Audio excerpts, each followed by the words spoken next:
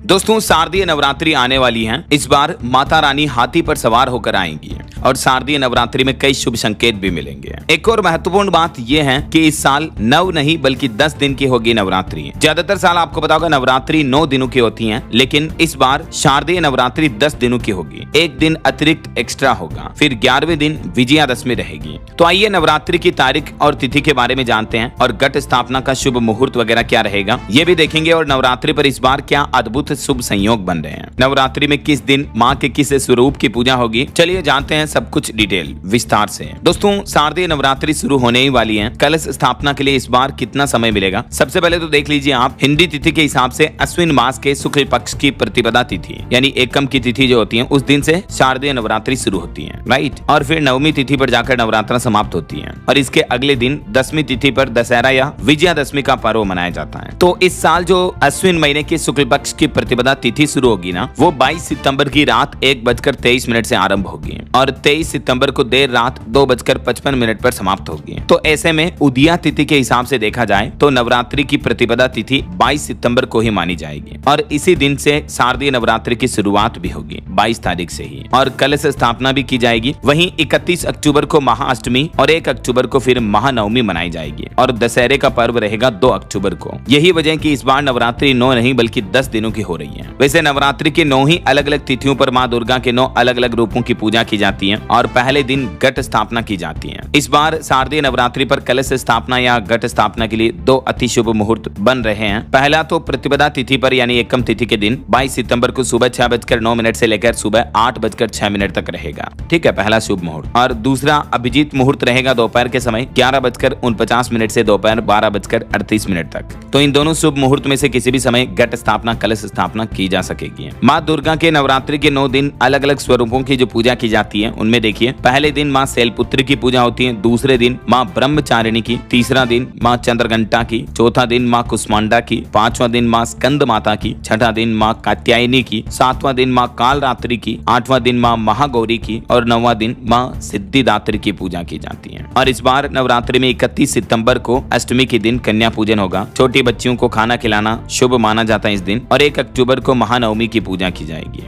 कई लोग जो नवरात्रि के 9 ही दिन व्रत रखते हैं वे भी कन्या पूजन के बाद व्रत का पालन कर सकेंगे। वैसे नवरात्रि जो इस बार 10 दिनों की हो रही है, तो दोस्तों नवरात्रि में तिथि का बढ़ना अति शुभ माना जाता है और माता का आगमन भी शुभ कारक हो रहा है। नवरात्रि में जब भी तिथि बढ़ती है, एक दिन एक्स्ट्रा होता है, तो उसे शुभ माना जाता है ऐसा। बाकी ये तो मैंने आपको बता ही दिया किस दिन माँ के किस स्वरूप की पूजा होगी और किस किस तारीख को नवरात्रि का कौन सा दिन रहेगा। 22 सितंबर को प्रतिपदा तिथि रहेगी एकम, जिस दिन से नवरात्रि शुरू होगी। फिर द्वितीया तृतीया चतुर्थी तिथि इस बार एक्चुअली 2 दिन आएगी। यही वजह है कि नवरात्रि में एक दिन एक्स्ट्रा अतिरिक्त आ रहा है। तो 25 सितंबर को भी चतुर्थी रहेगी और 26 सितंबर को भी चतुर्थी रहेगी। माँ कुष्मांडा की पूजा दोनों दिन की जा सकेगी कभी भी। हर साल माता रानी जो है दोस्तों वो अलग अलग वाहन पर विराजमान होकर आती है। इस साल मैंने आपको बताया हाथी पर सवार होकर आ रही माता रानी, जो अति शुभ रहेगा। ऐसी मान्यता है कि हाथी पर सवार होकर आना सुख शांति और समृद्धि के साथ साथ व्यापार के लिए भी बेहद शुभ माना जाता है। इतना ही नहीं, माता रानी किसानों के लिए भी इस बार खुशखबरी लेकर आई है। ऐसी मान्यता कि जब भी हाथी पर सवार होकर माता रानी आती है तो किसानों के लिए फसल, बारिश, धन धान्य वगैरह को लेकर भी अच्छे संकेत मिलते हैं। दोस्तों हिंदू धर्म में शारदीय नवरात्रि का विशेष महत्व माना जाता है। ये महीना भी सावन की तरह पवित्र महीना माना जाता है। तो